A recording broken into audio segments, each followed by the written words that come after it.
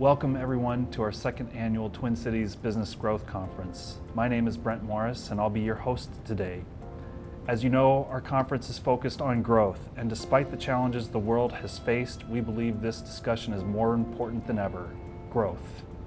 With that, I'd like to introduce you to Rhoda Olsen. Rhoda Olsen is the vice chair of the board at Great Clips. She served as the president and CEO from 1998 until January 1st of 2018, when she turned the reins over to Steve Hockett, who's the current CEO. Rhoda, you led the company from, what was it, 360 million when you took over in 1998 to $1.5 billion at the end of 2019. That's incredible growth. And thank you for being here, by the way. We're really grateful to have you. You know, if it's okay, I'd like to start by asking you a little bit about how you got started at Great Clips and what ultimately led to you running the business. Like most of us, it was a family member. My brother talked me into this. So in 1982, my brother joined Great Clips. Great Clips had started earlier that year. He joined Great Clips, and there were 3 owners, and they needed someone to help them with training. I had a training and HR background, so he asked if I would consult and help David Rubenzer, who was one of the founders.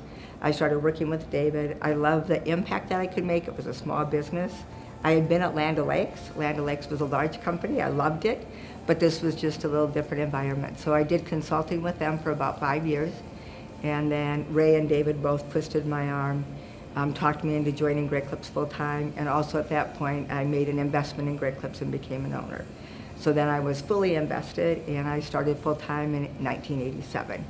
And that's how I started my journey there. I had the opportunity to learn a little bit about it before I started, and I loved the small business aspect. I loved working with franchisees who were building their own businesses.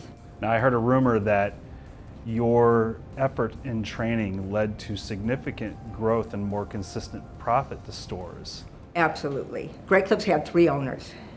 3 owners who all had different ideas. So my first job was to identify the most important things that we needed to train and replicate. So I had to get them to agree, which was beyond what I was hired for, but I had to say, what are we going to replicate? Because they all manage markets differently, and so we had to develop a consistent system in order to develop the training.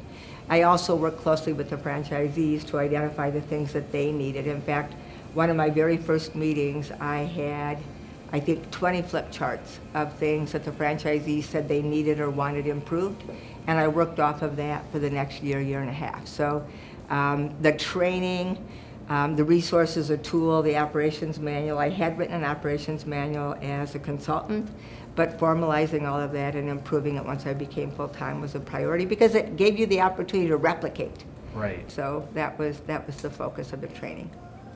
When you became president, and I think you told me that was in 1998. Correct. What were some of the first things you did to gain consensus with the leadership team and to further the business? You know, it was an interesting transition. I had been lucky to assume responsibility for several departments over time. So I was COO, so that transition to president wasn't real difficult, but really working with the leadership team, and more importantly than that, really listening and engaging with the franchisees more.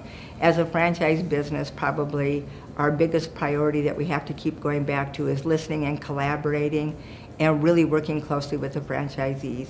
We're a little bit unusual in that we don't have any corporate salons.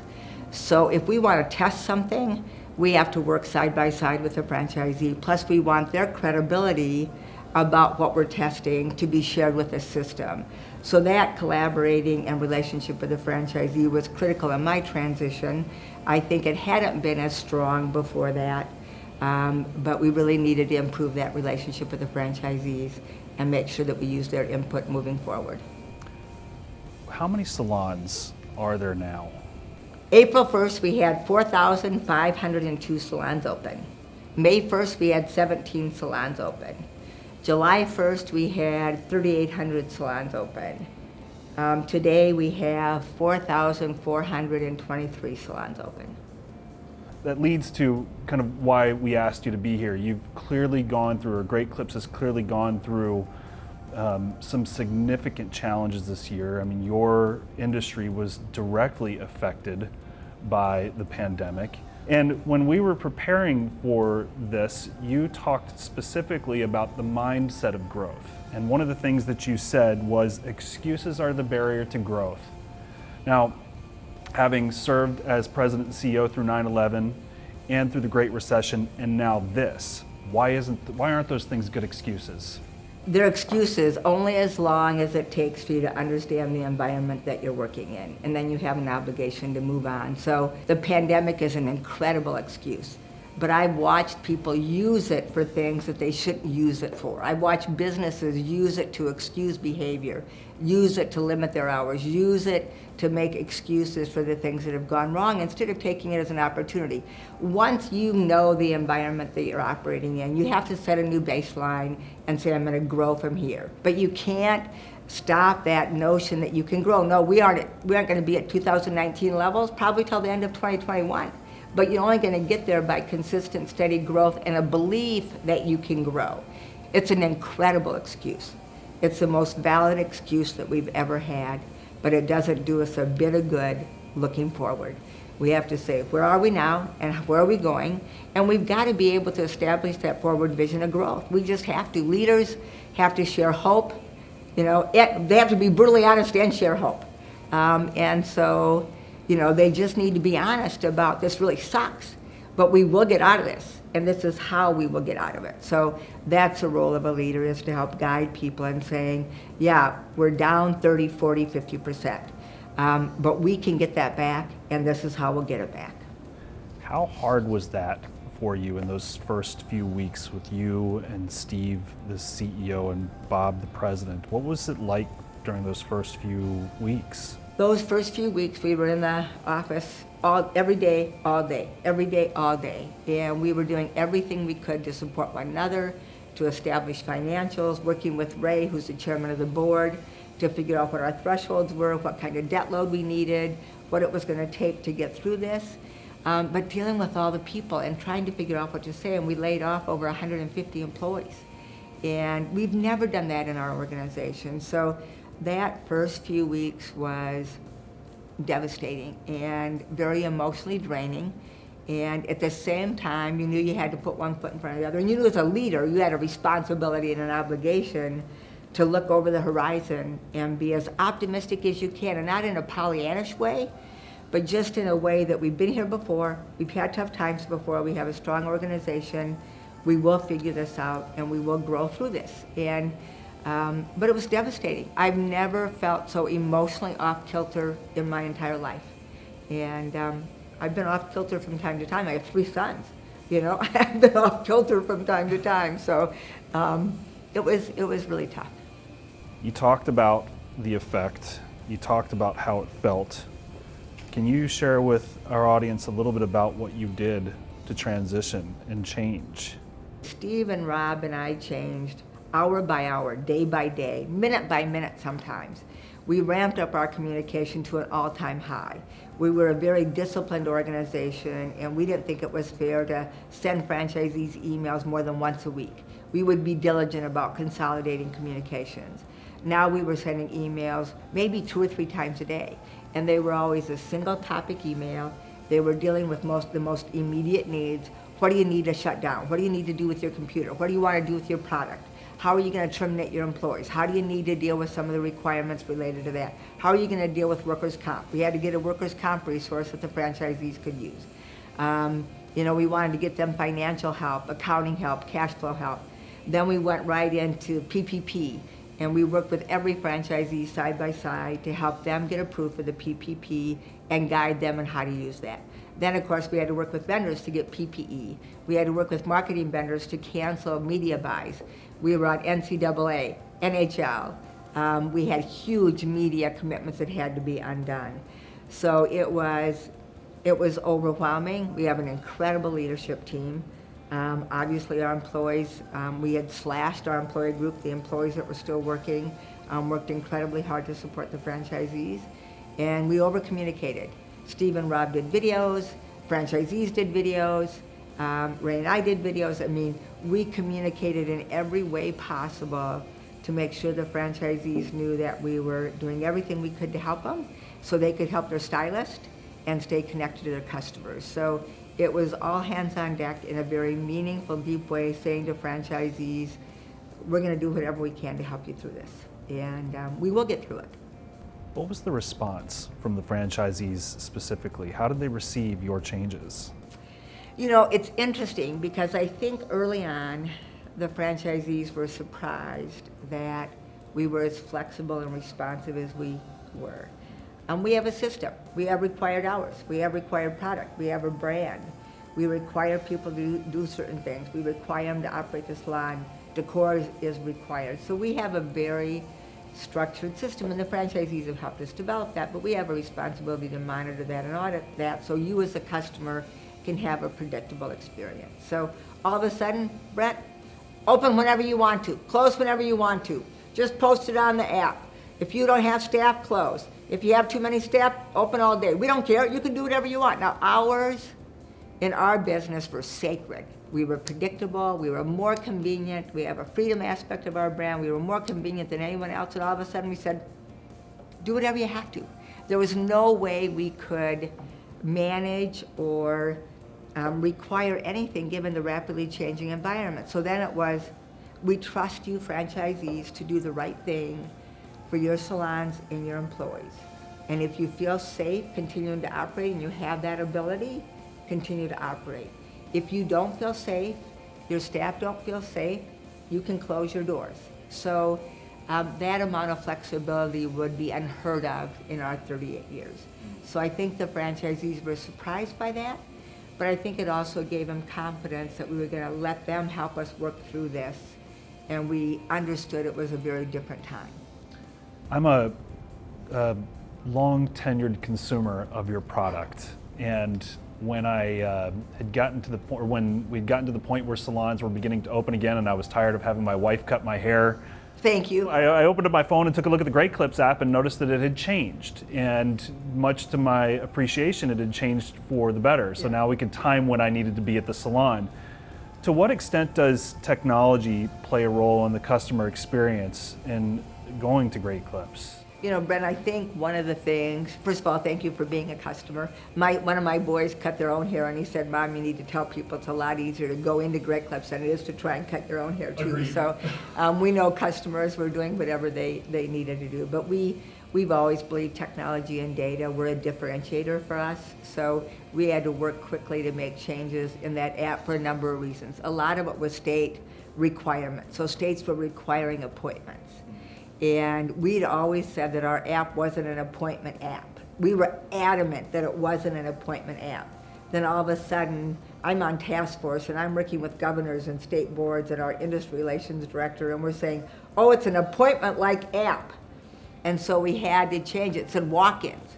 We had to change it to in-line. We had to call it a virtual same-day appointment. We had to change the language around that and also change how it worked.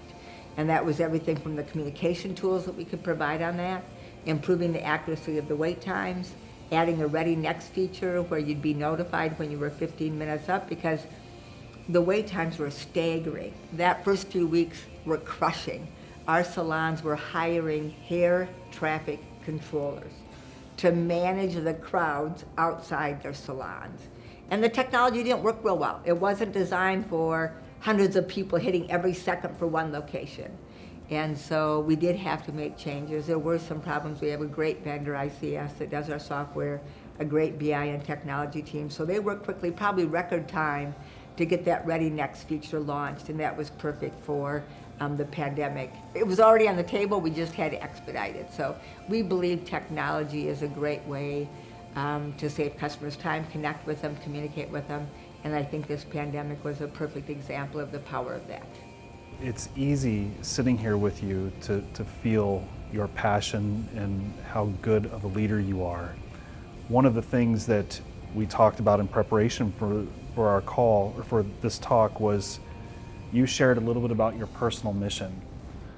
Do you mind describing your personal mission for me and maybe give an example of how that played out in the past 6 months? I would love to, and Brent, I really work hard at being a good leader every day, and I think people sometimes think you kind of learn and then you're done, and I think that I learned as much during the pandemic as I probably learned in my entire career. So, but my personal vision was actually the result of a health battle. So I had a pretty tough uterine cancer battle in 2004 and 5, also at the time when Great Clips was going into a dip and into the recession. So the timing wasn't all that great.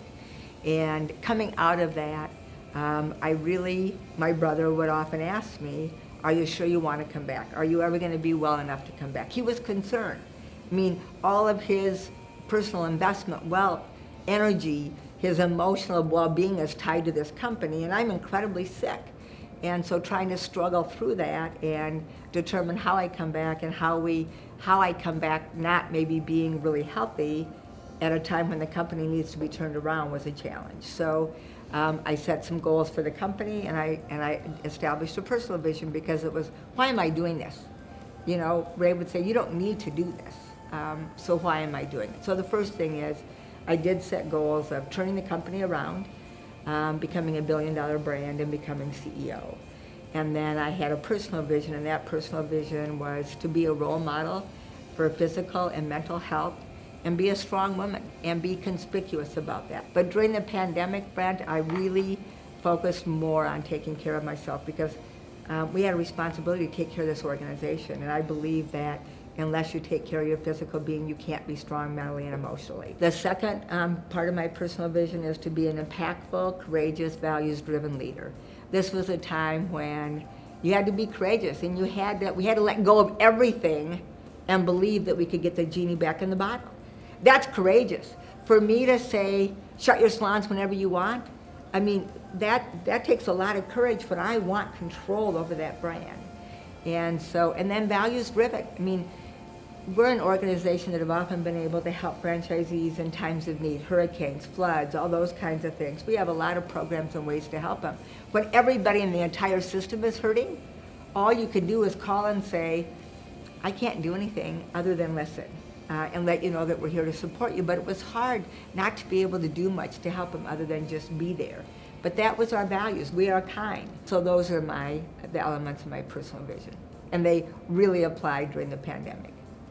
What can this community do to promote and support advancement for people that don't have the same demographics as the majority? It's an interesting question. And sometimes it seems like a really hard one to answer, and other times it seems so simple to me. I think the first thing I would say is that people need to make a commitment. They need to make a conspicuous commitment, and they can't start and stop, Brett. I believe that in most cases, most businesses have had initiatives, have had a higher level of awareness, have done things, and they just go like this. Diversity, women, people of color, they all add value, and even being very aware and committed to the fact that the reason you're doing it is for the strength of your business and community, and to take advantage of the different ways that people think to build your business. But continuity is key to really broaden the scope of the input that you get and how you engage people of color and more women in your organization. You've spent an awful lot of time with us today, and I can't thank you enough for all that you've given today. Is there anything that you'd like to end with? Is there any advice that you have for the small and medium-sized business owners that are part of this conference? Anything else that you'd leave us with? I really would say take advantage of the conference, take advantage of what you learn, stay humble. I mean, this pandemic has provided so much humility and gratitude to me. Keep that perspective, be humble about what you know, stay curious, and be grateful for the support system you have and the opportunity you have to be a part of a conference and a network that can provide so many different things for you. So pandemic or not, make sure you stay humble and grateful. Thank you so much, Rhoda. Really appreciate you being here. Thank you. It was fun. All Thank right. you.